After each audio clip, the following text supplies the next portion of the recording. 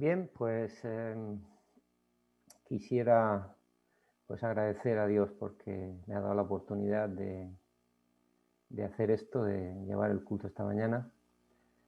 Es un momento especial del sábado y la verdad es que he intentado ponerme en las manos del Señor para que esto sea un momento especial, no sea mis palabras o mis pensamientos, sino que sean precisamente aquellos que el Espíritu Santo me ha inspirado, ¿no? Os puedo decir que, bueno, he cambiado el culto a lo largo de esta semana por lo menos 3 veces porque no encontraba eso que me decía algo al corazón, ¿no? Y bueno, pues al final os invito a que meditéis conmigo. Si tenéis la Biblia cerca, pues que podéis tenerla y compartir conmigo los textos bíblicos del capítulo 13 del Evangelio de Mateo. El capítulo 13 de Mateo contiene una serie de parábolas que Jesús contó a sus discípulos, bueno, y a la gente que le seguía, ¿no? Y bueno, sabéis que el método de la parábola fue muy utilizado por Jesús. Incluso debió llamarle la atención a sus discípulos porque los discípulos en este mismo capítulo se muestra una pregunta, ¿no? Le hacen a Jesús una pregunta. Le pregunta por la razón por la que Jesús enseñaba por medio de parábolas, ¿no? Bueno, Jesús da algunas razones, ¿no? Pero una de ellas me llama la atención y es que Jesús dice que los discípulos de alguna manera conocían más profundamente la verdad o las verdades que Jesús transmitía, pero que había muchos que no llegaban a conocer los misterios del reino de los cielos y que por esta razón utilizaba las parábolas porque era el mejor método para transmitir esta información. Es decir, que este método haría mucho más accesible las doctrinas o las verdades que Jesús predicaba para aquellos que quizás no estaban tan preparados para recibirlas como sus discípulos, ¿no? Yo pensaba, digo, bueno, alguien podría pensar que Jesús quería ocultar la verdad, ¿no? Quería ocultar la verdad a los oyentes. No. Simplemente, según entiendo yo que Jesús transmite, es que los oyentes no estaban preparados para comprender y aceptar los principios de su reino espiritual, que lo que Jesús estaba transmitiendo en este momento, ¿no? Y bueno, de esta manera Jesús hacía mucho más accesible las grandes verdades del reino. Era una manera didáctica, ¿no? Pedagógica, de transmitir para hacerlo al nivel del auditorio que Jesús tenía en ese momento, ¿no? También hay una profecía que descubrí esta semana en Salmo 78:2 que indica que Jesús declararía cosas escondidas, verdades escondidas, ocultas desde antiguo, y que lo haría por medio de parábolas. Es decir, que Jesús no estaba haciendo ni más ni menos que, compartir o también, aparte de compartir, pues dar cumplimiento a la profecía, ¿no? Bien, los misterios del reino de Dios, podemos decir que, o podemos pensar que estaban escondidos para aquellos que no deseaban con sinceridad conocer la verdad. Y yo creo que eso también se podría aplicar hoy día. Hay muchas personas que leen la palabra de Dios y sin embargo no descubren de ella nada, porque no se acercan a la verdad con la actitud de vida, con la actitud de aprender, de escuchar lo que Dios tiene para ellos a través de su palabra, ¿no? Bien, pues Jesús, un poco en este contexto, ¿no? Trata de explicar aspectos del reino de Dios, el reino de los cielos. Hay al menos 10 parábolas, hay 8 recogidas en Mateo 13, y luego además el Evangelio de Marcos añade 2 más, la parábola de la lámpara y aquella del crecimiento de la semilla en secreto, ¿no? O sea que podemos decir que prácticamente hay 10 parábolas. No tenemos tiempo, me encantaría porque la verdad es un tema apasionante, por lo menos para mí lo ha sido, he descubierto muchas cosas. Vamos a ver 2 o 3 lo que nos dé el tiempo, pero Jesús de alguna manera trata de explicar el reino de los cielos a través de parábolas. Fijaos, yo pensaba, con una mente estructurada como la nuestra, que hemos heredado, por así decirlo, ¿no? el modelo tradicional grecolatino de entender las cosas, ¿no? Nos choca. ¿Por qué Jesús no define lo que es el reino de los cielos? Nosotros lo habríamos hecho, ¿no? El reino de los cielos es esto, esto, esto, y los que entran en el reino tienen estas características, y al reino no se puede entrar de esta manera, o no. A nosotros, con nuestra mentalidad actual, nos gusta definir, diseccionar los conceptos, agruparlos por categorías.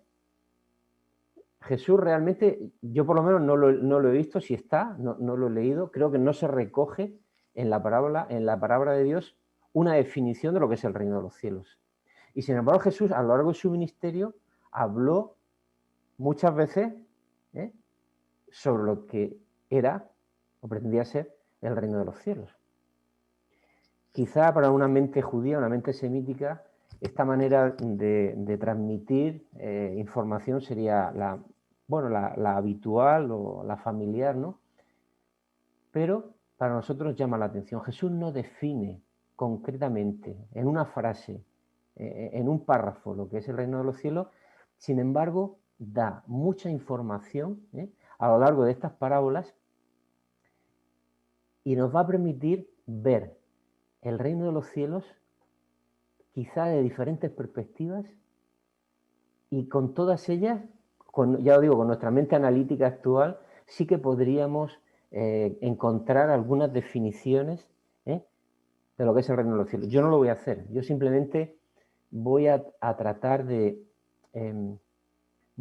entresacar aquellas cosas que me ha inspirado la lectura del texto bíblico, ayudado evidentemente de algunos pasajes del Espíritu de Profecía, sobre qué es el reino de los cielos. Y de hecho he titulado el sermón de esta mañana El reino de los cielos visto en parábolas, ¿no? O a través de las parábolas. Bien, Jesús habla en este capítulo 13 de Mateo de la parábola del sembrador, de la parábola de la semilla de mostaza, de la levadura, del tesoro escondido, de la perla de gran precio. Bueno, habla de una serie de parábolas y nosotros nos vamos a fijar, en principio, vamos a comenzar con la primera parábola, que es la parábola que se encuentra en Mateo 13, a partir del versículo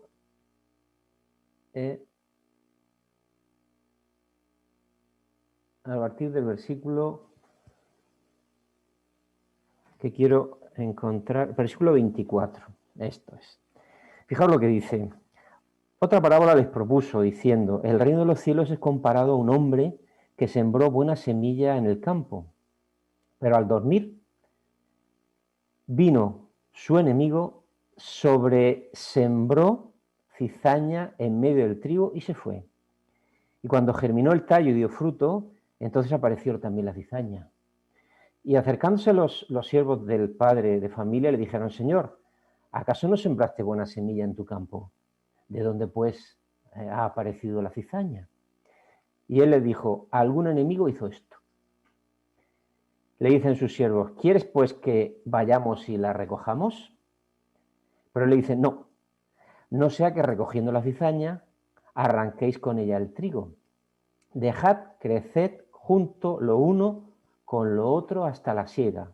Y en el tiempo de la siega le diré a los segadores: recoged primero la cizaña, atadla en manojos para quemarla totalmente, pero el trigo reunidlo en mi granero. Bien, esta sería la primera parábola que Jesús contó para intentar aclarar qué es el reino de los cielos. Fijaos que aquí, en esta parábola, el reino de los cielos se compara a un buen agricultor.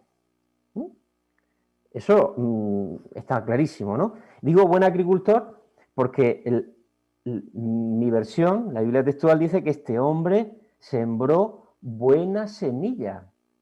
Si conocéis más o menos el trabajo de un agricultor, ¿no? Primero hay que preparar la tierra, hay que liberarla de malezas, abonarla, ¿verdad? Moverla, y cuando está todo preparado, cuando se trabajaba, como en Israel en aquel momento, se trabajaba con las lluvias del otoño y de la primavera, pues cuando iban a venir las primeras lluvias, se procuraba que el grano ya estuviese en la tierra para que, es verdad, creciese con con la lluvia. Bien, pues este hombre ha hecho todo eso, entendemos que ha hecho todo eso, y además ha seleccionado una semilla especial, la mejor que había, para obtener, evidentemente, la mejor cosecha. No tiene mucho sentido sembrar en malas condiciones para obtener una mala cosecha. Este hombre había hecho todo lo posible, había escogido la mejor semilla para obtener el mejor fruto.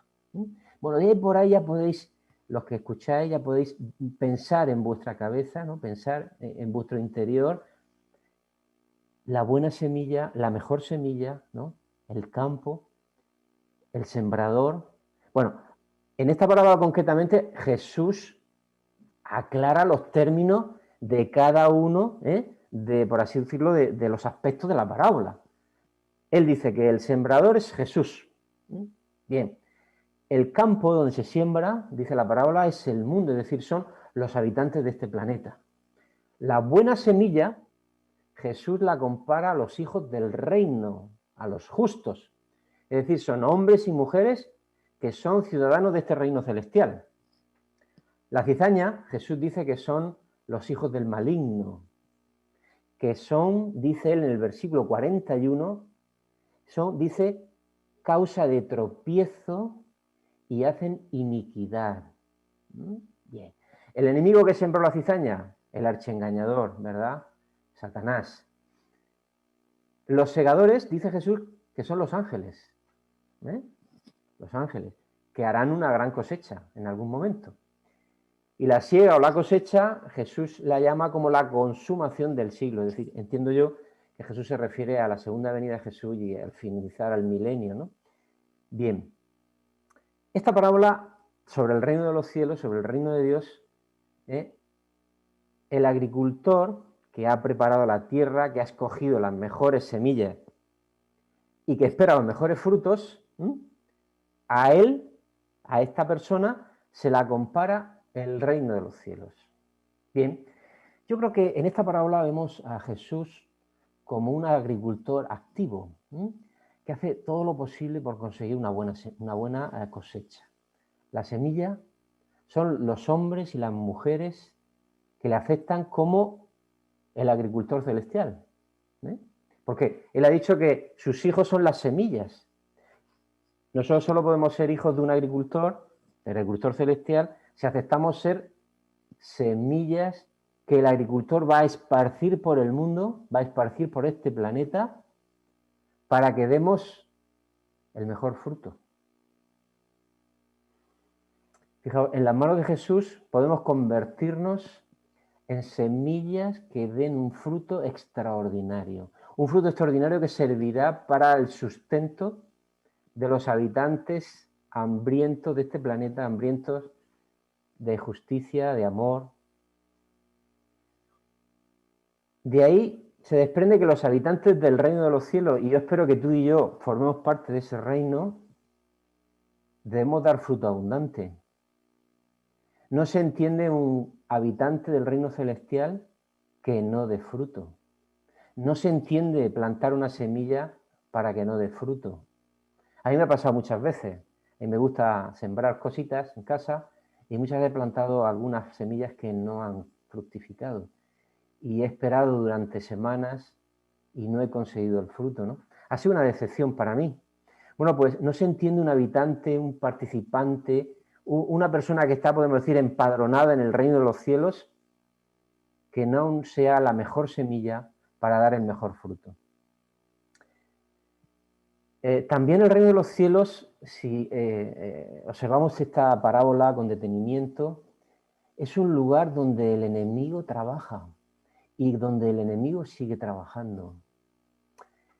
Donde el enemigo, según la parábola, trata de ahogar por medio de las malas semillas la germinación del buen fruto. Luego, este reino es un lugar de guerra permanente, donde hay una guerra entre la supremacía de las buenas semillas y de las malas semillas. Las buenas semillas, Jesús dice que son los justos. Y la mala semilla, la cizaña, son los hijos del maligno.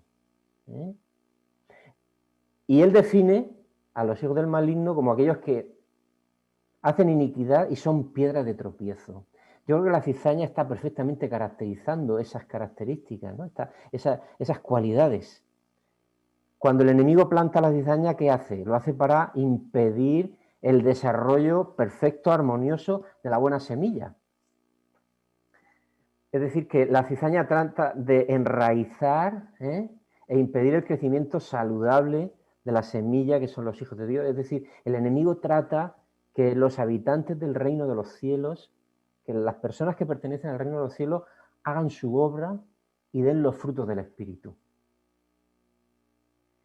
Esa es la labor del enemigo.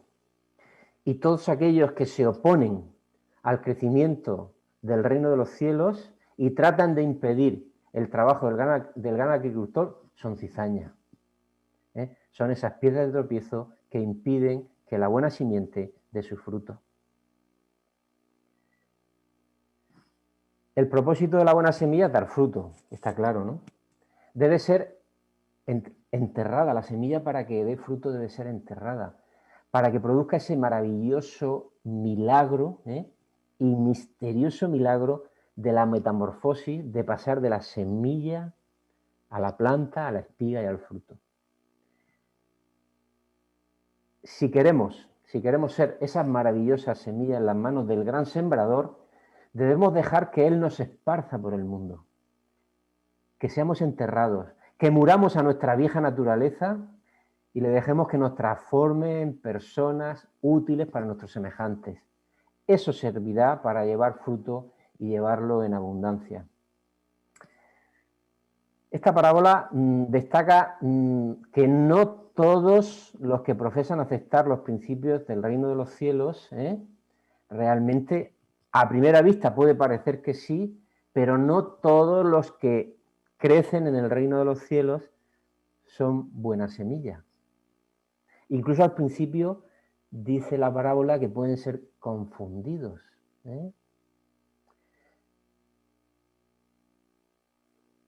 No debería entonces sorprendernos, ¿no? que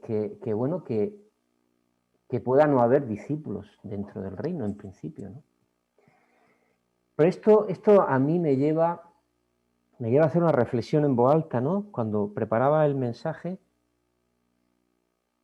yo decía, en la parábola, los que habían plantado la semilla le dicen al dueño, ¿quieres que vayamos y arranquemos la cizaña? Y suponemos que eran agricultores profesionales y segadores profesionales. Y sin embargo el dueño de la finca le dice, no, parad porque podéis arrancar con la mala semilla las buenas.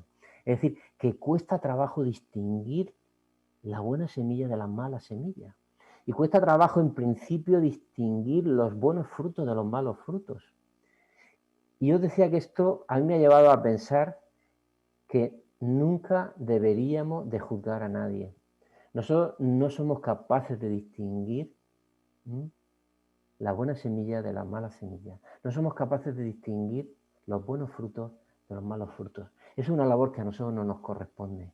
A nosotros solo nos corresponde ser una buena semilla. Dar los frutos que el Espíritu nos va a inspirar. Los frutos que el gran agricultor quiere. Fijaos que el sembrador ni tan siquiera autorizó a los segadores, los ángeles, a que arranquen las malas hierbas. Eso se hará al final de los tiempos, al final de la historia de este mundo. A nosotros no nos toca ni juzgar, sino simplemente ser buenas semillas, dar el fruto que el agricultor espera de nosotros. Y al final se sabrá con toda claridad, no nos corresponde a nosotros. Bueno, Cristo quería hacer saber que Él también, con esta parábola, no ha plantado las malas semillas. El mal no viene del agricultor celestial, ¿de acuerdo? Eso viene del maligno. Y que las vidas de aquellas personas que son cizañas no son producto del agricultor celestial. Y si aparecen en el reino de los cielos, si aparecen en la iglesia, los plantó el enemigo. Eso debe quedar muy claro. Y sabéis, el enemigo tiene y tenía dos propósitos fundamentales para hacer esta plantación a hurtadilla y por la noche, ¿no? Fundamentalmente dos. Una, que es poner en peligro el trigo, es decir, poner en peligro la auténtica y buena cosecha. Es decir, poner en peligro a los verdaderos hijos de Dios. Y dos, también deshonrar y arruinar al dueño del campo. Esas dos acciones trata Satanás dentro de lo que sería la perspectiva del reino de los cielos. Dios no es el causante del mal, el mal que atenaza este planeta. Es el enemigo que con nocturnidad y alevosía ha plantado la mala semilla. ¿De acuerdo? Y no solo no le importa el buen fruto, sino que además lo quiere estorbar y arruinar. ¿De acuerdo? Bien, y por último, esta parábola deja claro, y esto es un mensaje yo creo esperanzador, creo que es un problema esperanzador, deja claro que habrá un momento en la historia que las obras del maligno serán deshechas y que su trabajo perverso va a terminar para siempre y que solo quedarán en el campo el fruto de las buenas semillas. Que además estas buenas semillas seguirán creciendo y dando frutos por toda la eternidad. ¿De acuerdo? Creo que esta parábola aporta algunos aspectos que creo que son muy interesantes, ¿no? Repito, Jesús no dio una definición de lo que es el reino de los cielos, pero nosotros podemos extraer, unos aspectos variados, ¿no? Unos diferentes puntos de vista alrededor de lo que es el reino de los cielos, del que, espero que todos, después del culto de esta mañana, deseemos formar parte de ese reino maravilloso, ¿no? Bien, para mí esta parábola contiene una gran noticia, contiene la gran noticia y la gran esperanza de que un día llegará, ¿verdad?, la cosecha y la cizaña será destruida para siempre y quedaremos junto con Jesús por toda la eternidad, ¿no? Bien, las dos siguientes parábolas que se encuentran en el capítulo 13 de Mateo, dice el deseado a todas las gentes que ejemplifican el desarrollo del reino de los cielos. O sea, con esto en mente, pues vamos a leer la parábola de la semilla de mostaza, ¿de acuerdo? Y la de la levadura. Con estas dos, serán las que concluiremos el sermón de esta mañana. No quiero cansaros. Bien. La siguiente parábola son parábolas muy cortitas. Jesús hizo aquí, normalmente las parábolas de Jesús suelen ser un poco más largas, ¿no? Pero Jesús hizo aquí, están recogidas la del grano de mostaza simplemente en 2 versículos y la de la levadura en 1. La del grano de mostaza, Jesús dice en el versículo 31, les propuso otra parábola. El reino de los cielos es semejante a una semilla de mostaza que un hombre tomó y sembró en su campo, la cual en verdad es más pequeña que todas las semillas. Pero cuando ha crecido es la mayor de las hortalizas y llega a ser árbol, hasta el punto que vienen las aves del cielo y anidan en sus ramas. Bueno, es decir, antes el reino de los cielos era semejante a un agricultor que siembra las mejores semillas. Ahora Jesús dice que el reino de los cielos es semejante a una pequeñita semilla, una semilla minúscula. Bien, el comentario bíblico adventista estuve mirando y, los autores del comentario dicen que esta semilla, esta mostaza, podía referirse a la mostaza negra. Según Plinio el Viejo, el siglo I después de Jesucristo, dice que es una semilla que crecía fácilmente y sin cultivar. Que de estas semillas se utilizaba la semilla como condimento y también las hojas como alimento. Hipócrates, sabéis que es el padre de la medicina, también usaba la mostaza como medicina, ¿no? Según dice el comentario bíblico, la semilla de mostaza no aparece en el Antiguo Testamento. No aparece en ningún texto reflejada, aunque sí la literatura rabínica sí que habla de ella repetidas veces, ¿no? y que para un judío la semilla de mostaza representa algo diminuto, algo muy pequeño.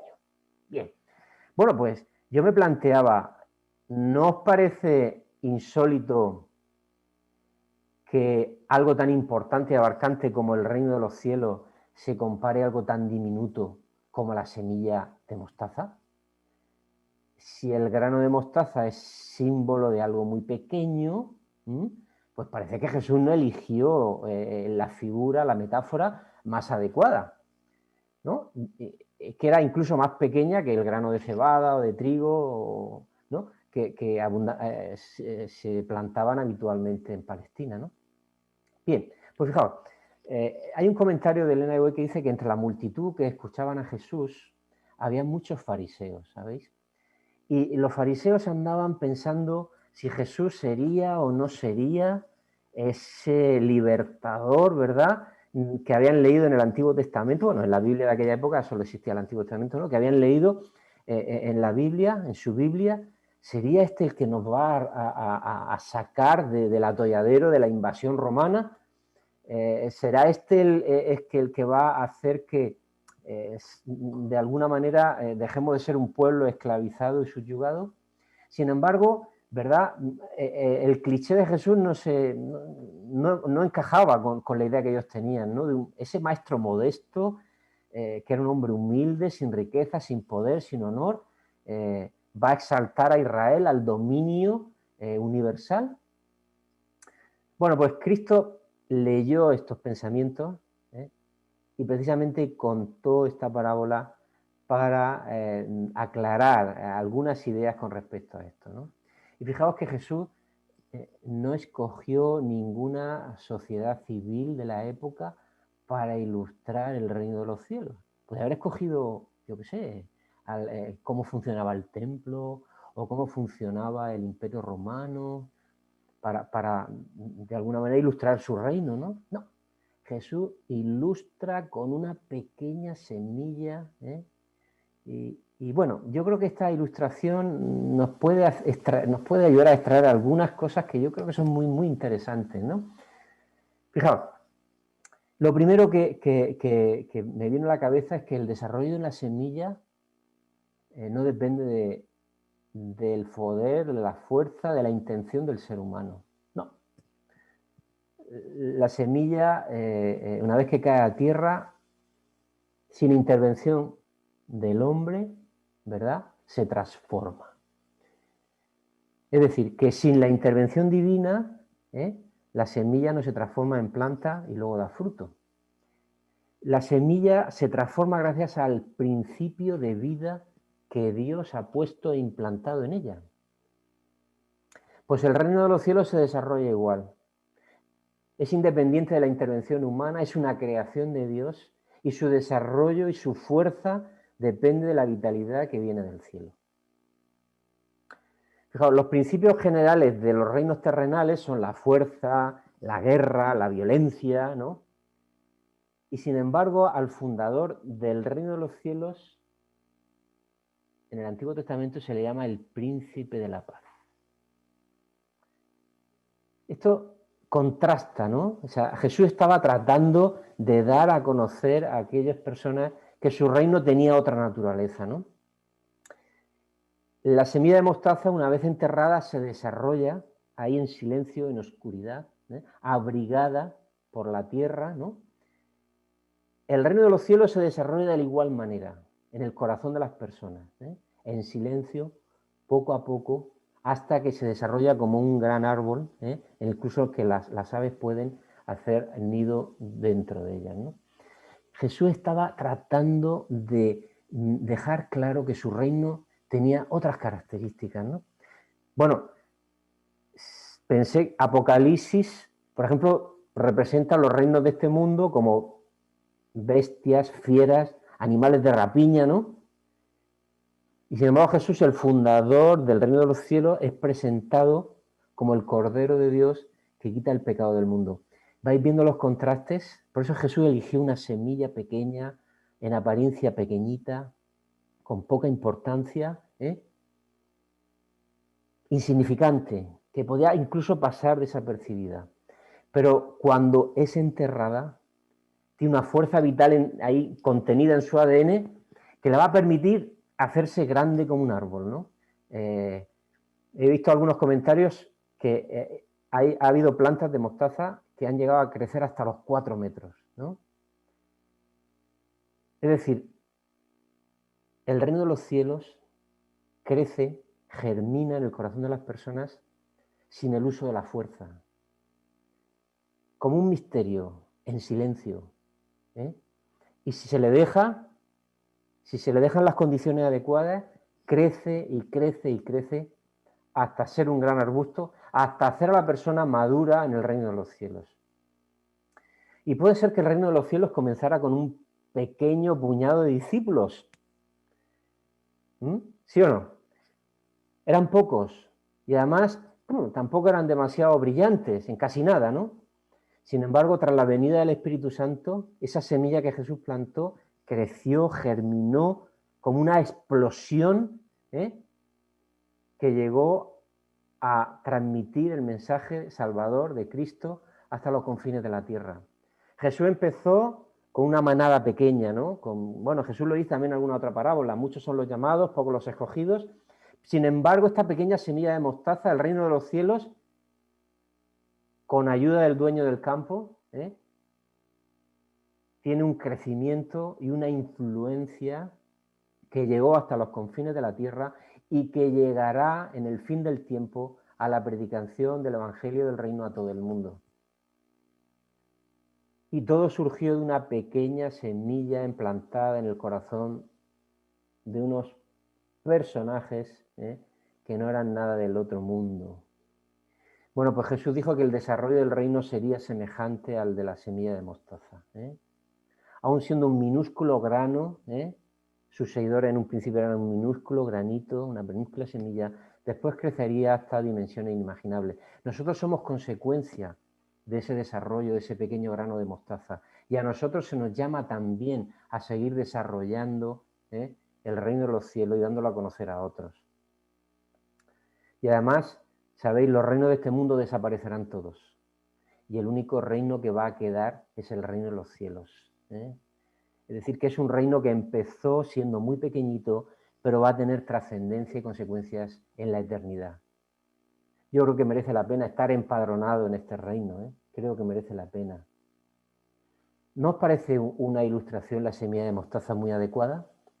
Un reino que comenzó con un pequeño grupo de agricultores, pescadores, pobres, se convertiría en una multitud incontable de salmos, y tal así la registra el Apocalipsis, una multitud incontable como las estrellas del cielo o la arena del mar.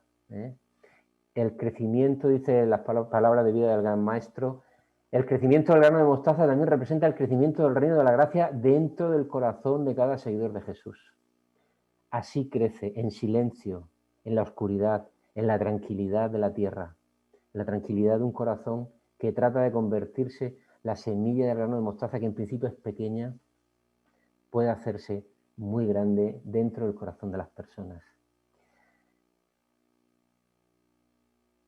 Yo creo que merece la pena ser ciudadano de este reino, ¿no? Aquí el árbol, creo yo, el árbol de la semilla de mostaza, que como os decía puede llegar incluso a los 4 metros, representa el triunfo del mensaje evangélico en todo el mundo. Y Cristo afirmó que ese reino y sus súbditos, que podían parecer algo insignificante en ese momento, que eso cambiaría con el tiempo. Me vais a permitir que os lea una segundo párrafo de Palabra de Vida del Gran Maestro. Dice: en esta última generación, la parábola de la semilla de mostaza ha de alcanzar un notable y triunfante crecimiento. La pequeña semilla llegará a ser un árbol. El último mensaje de amonestación y misericordia ha de ser dado a toda nación, tribu, lengua y pueblo, para tomar de ellos un pueblo para su nombre, y la tierra será alumbrada con su gloria. Es maravilloso, maravilloso cómo Jesús, en 2 frases, ¿verdad?, puede transmitir un mensaje tan profundo y que además nos lleva a nosotros a pensar que nosotros podemos formar parte, siendo esas semillas de ese reino maravilloso que un día no tendrá fin. Bien, la última parábola que vamos a ver esta mañana, el sermón de esta mañana, se encuentra en el versículo 33. Si la queréis leer conmigo, dice: otra parábola les habló. El reino de los cielos es semejante a la levadura, que una mujer tomó y la escondió en 3 medidas de harina, hasta que todo fue leudado. Bueno, ya sabéis que entre mis aficiones está el hacer pan. Es decir, que manejo la levadura, manejo la masa madre. Y a mí en principio esta parábola me sorprendió muchísimo.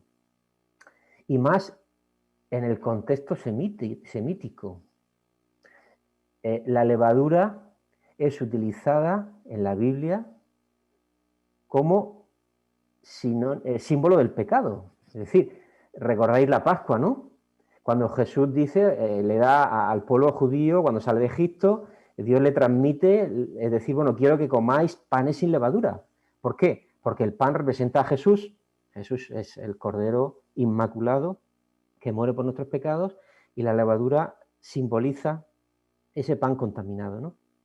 Incluso Jesús le dijo a sus discípulos: guardaos de la levadura de los fariseos. Ni más ni menos era la hipocresía, ¿no? Bueno, pues cuando yo leo esta parábola me quedo un poco ahí, ¿no? Y digo, bueno, si la levadura significa el pecado, ¿cómo Jesús asemeja el reino de los cielos a la levadura, ¿no? Bueno, pues buscando, parábolas de vida del Gran Maestro da una solución, ¿no? Da la respuesta, ¿no? Dice que aquí, en la parábola, se refiere, simboliza el poder vivificante y asimilador de la gracia de Dios. Escuchad, la levadura en esta parábola significa el poder vivificante y asimilador de la gracia de Dios. Bueno, yo veo, cuando amaso el pan, veo cómo la harina y el agua, junto con la levadura, se transforman. Y pasar de 3 elementos inconexos que nada tienen que ver a formar una masa con una estructura uniforme que hace unida la masa, o sea, se transforma en algo completamente diferente. Algo completamente diferente con cualidades organolépticas diferentes y que al final terminará dando un producto de alta calidad, ¿no?, como es el pan, y muy nutritivo. Bueno, pues utilizando la parábola de Jesús, la levadura es externa a la masa, externa a la harina, ¿no? Y la harina no puede transformarse por sí misma, al igual que el hombre no puede transformarse por sí mismo si no es gracias al poder del Espíritu Santo.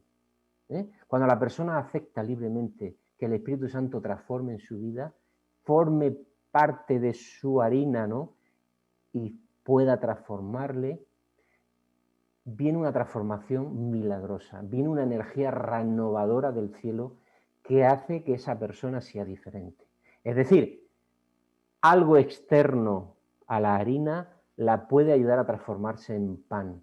Algo externo al ser humano, como es el poder divino, el poder del Espíritu Santo, actuando en el corazón de las personas, los puede cambiar, los puede transformar, ¿no?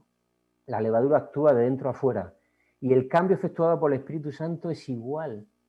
Es un poder que viene de fuera y trabaja dentro y hace un cambio, en principio no se percibe, por eso Jesús lo compara con el viento, ¿verdad?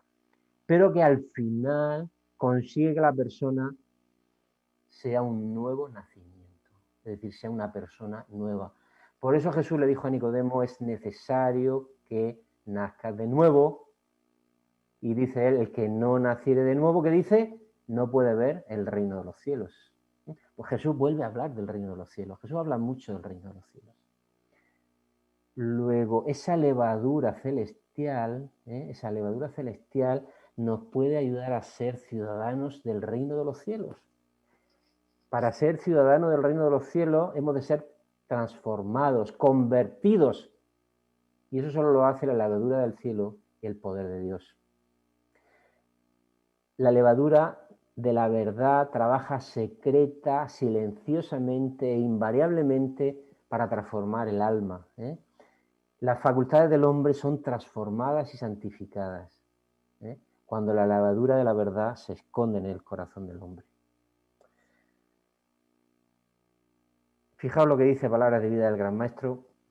La levadura de la verdad, escuchad esto que a mí me llegó cuando efectúa un cambio en todo hombre y mujer, claro, convirtiendo al rústico en refinado, al áspero en amable, al egoísta en generoso. Por su medio el impuro queda limpio, lavado por la sangre del Cordero. Por medio de su poder vivificante hace de la totalidad de la mente, el alma y las fuerzas de la vida para que todas ellas queden en armonía con la vida divina. El hombre con su naturaleza humana llega a ser partícipe de la divinidad. Cristo es honrado por la excelencia y la perfección de carácter. Y dice, mientras se efectúan estos cambios, mientras que la levadura divina transforma el corazón humano, dice que los ángeles rompen en himnos arrobadores. Y Dios y el Cordero se regocijan sobre las almas transformadas a la semejanza divina. La semana pasada hablamos en la escuela sabática de la imagen de Dios en el hombre. Bueno, pues se necesita de la levadura del cielo para que la imagen que mi vida perdió, la imagen de Dios, sea recobrada. Por eso creo que la parábola de la levadura es extraordinaria para visualizar la transformación de todos los que deseamos ser ciudadanos del reino de los cielos. Acabo ya, mis queridos hermanos.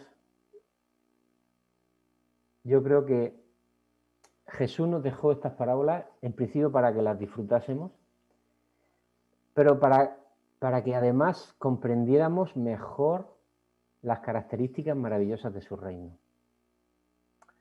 Creo que lo que brevemente hemos recordado esta mañana, creo que merece la pena o que nos lleve a pensar que merece la pena ser ciudadano del reino de los cielos. Ese reino que nos devuelve la imagen perdida de Dios en nosotros, que nos transforma en personas que dan los frutos del Espíritu y nos muestra un futuro súper esperanzador, un futuro con una eternidad maravillosa y feliz, con un telón de fondo extraordinario, donde esto que somos ahora, que aún no hemos llegado a ser lo que vamos a ser, ¿verdad? Vamos a tener toda una eternidad para que la levadura del cielo siga transformando nuestra vida hasta cotas impensables. Por eso me gustaría invitarte a que formes parte como ciudadano de este reino. Y me gustaría invitarte, y mi deseo es que ninguno de los que estamos aquí, de los que estamos escuchando, dejemos de aceptar el llamado de Dios a formar parte de su reino. Que el Señor os bendiga, que os guarde y que os dé la intención de formar parte de este reino, de ser ciudadanos del reino de los cielos y dar el testimonio que Dios quiere de nosotros. Que Dios os bendiga. Amén.